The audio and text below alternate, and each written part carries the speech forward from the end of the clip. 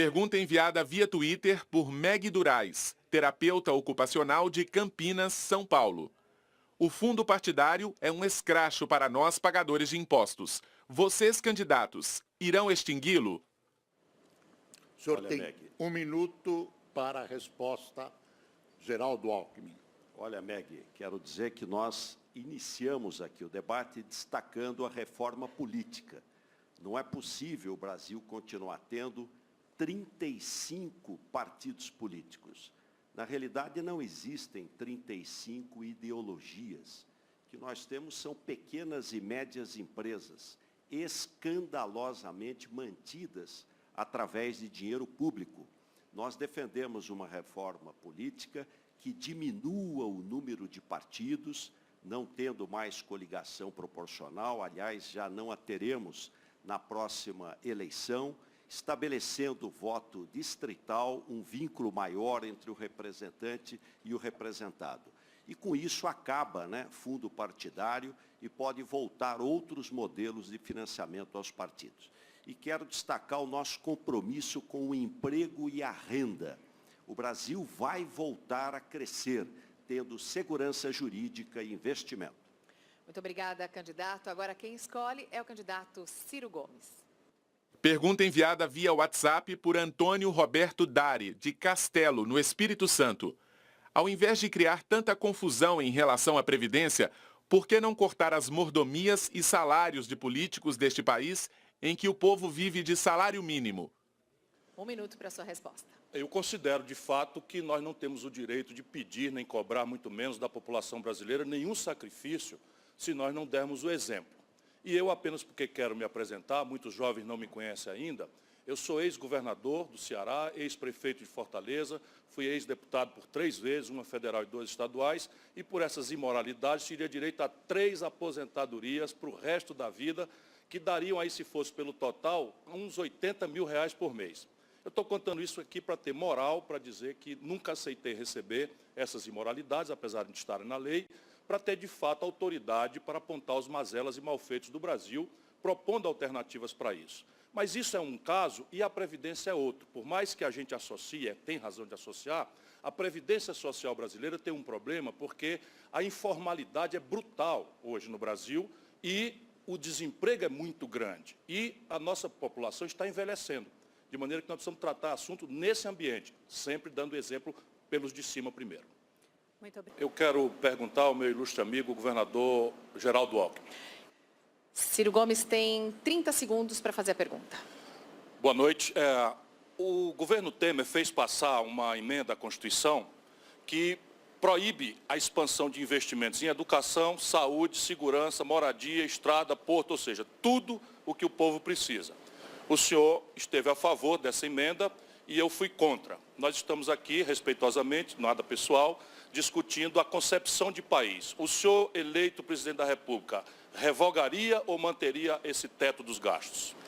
Olha, qual a razão, respondendo aqui ao Ciro Gomes, do teto dos gastos? É que as contas públicas estouraram todas no período do PT. O resultado foram, dos 13 anos do PT, 13 milhões de desempregados e um total descontrole das contas públicas. Quem assumiu o ano que vem, e eu espero assumir o ano que vem a presidência da República em janeiro, vai encontrar o 6º ano de déficit primário. Já entra devendo 139 bilhões de reais de déficit primário sem pagar dívida. O problema não é a PEC do teto. Eu não tive PEC do teto em São Paulo, não fiz PEC do teto nenhuma e fiz um superávit primário ano passado de 5,3 bilhões, investindo, gerando 500 mil empregos diretos e indiretos. Então, a PEC do teto, não haveria necessidade da PEC do teto. O que precisa é reduzir o tamanho do Estado, fortemente, para poder recuperar investimento. Ciro Gomes, 45 segundos para a réplica. Eu sou ex-ministro da Fazenda, administrei a economia brasileira, ajudei a fazer o Plano Real, fui governador do 8º Estado brasileiro, prefeito da 5ª maior cidade do Brasil e não tenho um dia de déficit. E nunca precisei de uma lei imoral e antipopular como essa. A questão básica é o seguinte, eu me comprometo de exigir a revogação porque são muitos argumentos. Primeiro, ela é impraticável, nascem 3 milhões de bebês no Brasil por ano. Como é que pode uma emenda como essa, apoiada pelo PSDB e pelo Temer, não é, que proíbe o Brasil de expandir maternidade, vaga em creche, vaga em escola, para 3 milhões de bebês? Você imagina a reposição de carro da polícia, você imagina as propostas de reforçamento de segurança. Se a gente não se comprometer a exigir, nós vamos ter clareza de quem governa para os ricos e quem governa para as maiorias populares. 45 segundos para a tréplica, Alckmin. Olha, na realidade, a PEC do teto foi uma espécie de vacina contra o PT e os seus aliados, que quebraram o Brasil. Essa é a grande realidade. Não precisa PEC do teto nenhuma para diminuir o tamanho do Estado. E no meu governo não vai faltar recursos. Vou priorizar a saúde. Governar é escolher. O dinheiro sempre vai ser apertado. No próximo governo, no outro. Governar é escolher. E nós vamos priorizar a educação básica, priorizar a saúde, meu dever até como médico, e a segurança pública. E trazer investimento privado para a infraestrutura do nosso país, que vai gerar muito emprego e rapidamente. Muito obrigada, candidatos. Vou retribuir e escolher o Ciro Gomes.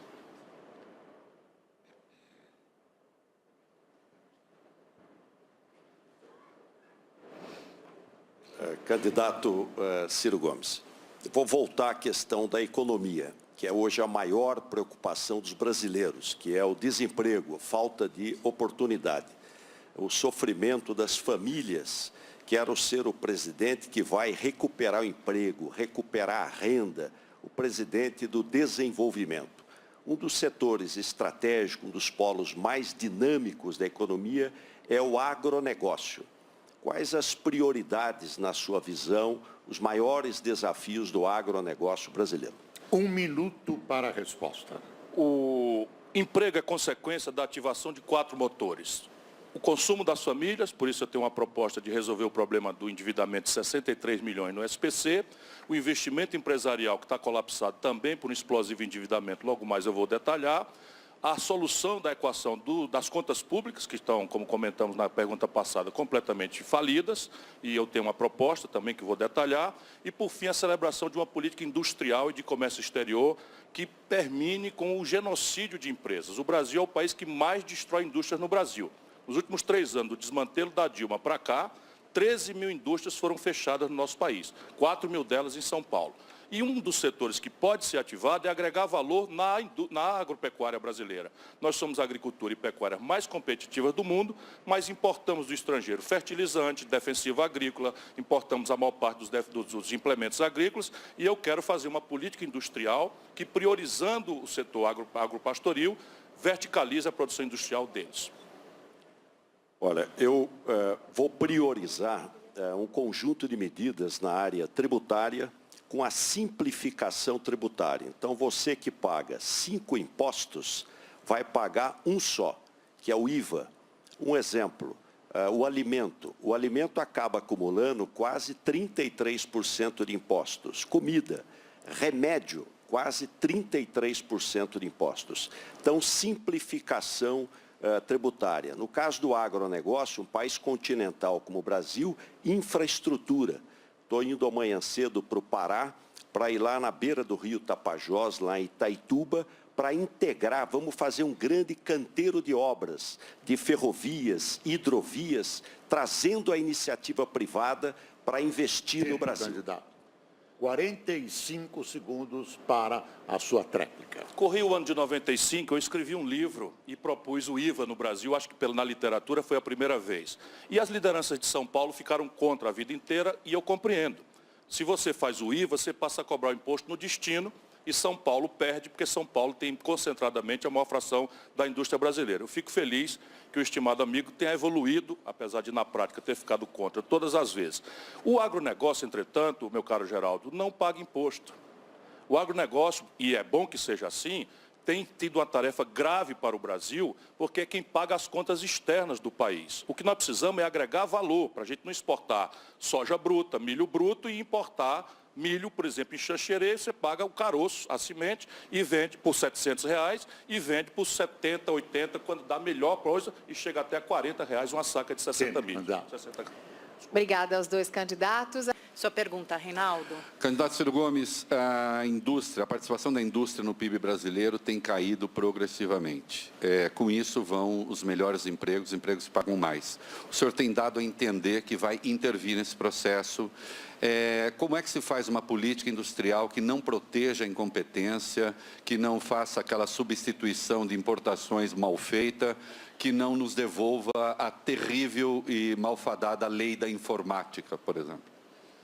Eu quero só, pontuando a nossa discussão aqui, estamos discutindo o futuro do Brasil, dizer que na ponta, no comércio, se cobra muito imposto sobre comida. Estou dizendo que lá na produção, especialmente o agronegócio, é exportador e não paga nada de imposto. Então, não vamos misturar alho com bugalho. Eu também, governador, isentei a cesta básica pela primeira vez, acho que no Nordeste. E o PSDB é autor do Código Tributário, do capítulo tributário da Constituição. É o Serra o autor. Ele é que determinou essa montanha. E o Fernando Henrique explodiu a carga tributária brasileira. Eu fui ministro. A propósito, eu ia pedir direito de resposta para defender um ausente aqui. Quem fez o Plano Real foi Itamar Franco, presidente muito injustiçado.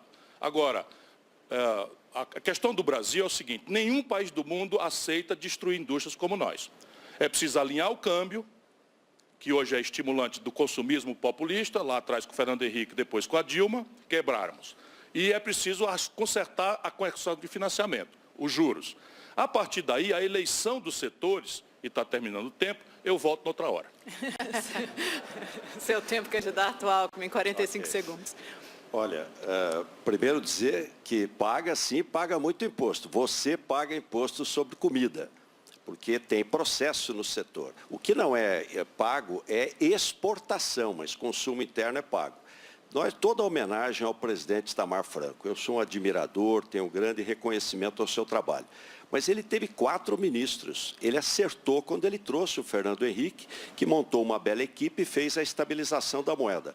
A nossa tarefa agora é emprego, emprego, emprego e renda. Simplificação tributária, reformas, pretendo no dia 1º de janeiro apresentar todas as reformas, confiança, trazer investimento para o Brasil, acordos comerciais, saber jogar o jogo do século XXI, construção civil.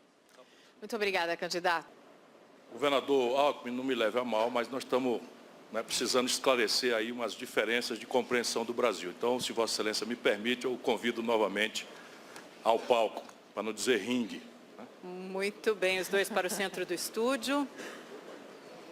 Ciro Gomes, 30 segundos. É uma homenagem também ao jornalista Reinaldo Azevedo. Nos últimos 3 anos, do desmantelo da Dilma para cá, o Brasil fechou 13 mil indústrias. Não há nada parecido no mundo. Isso, 4 mil delas em São Paulo.